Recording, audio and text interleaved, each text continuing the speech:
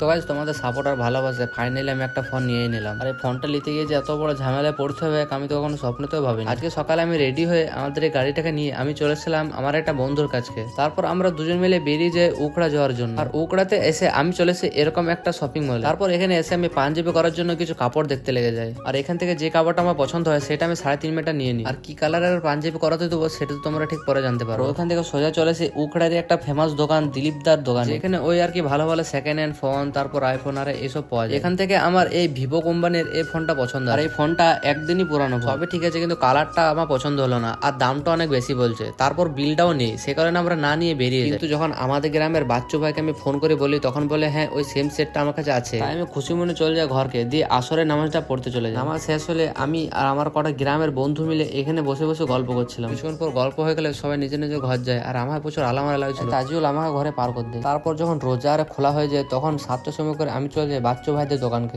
তো গাইস এখন আমরা চলে এসেছি ভিভো V70 ফোনটা নিতে। দেখে লাগে ওরা নিয়ে আসি। কালারটা কি ওটা? সব এমনি সেটা না ছিল না। তো গাইস তোমরা কে কে জানতে এটা ভিভো V17 বেডে। তো গাইস এই ফোনটা আমি না আমার ছোট ভাই নিচ্ছে, ওরই পছন্দের সেটটা। তারপর ফোনটা সেটিং আর সব দেখার পর ক্যামেরা সব চেক করার পর আমরা ফোনটাকে ফাইনাল করে দিই। তারপর আমরা পেমেন্টটা করার পর ফোনের ব্যাকে এরকমই একটা হোয়াইট কালারের স্টিকার আর লাগিয়ে দিল যেন স্ক্র্যাচ আর না হয়। সবজন হয়ে যায় তখন আমরা ফোনটাকে নিয়ে আমরা ঘর চলে আসি। আর ঘরে মাদেরকে দেখাতেই মারা বলে ফোনটা সত্যি ভালো আছে। আর তোমাদেরকে কেমন লেগেছে কমেন্টে জানাবে।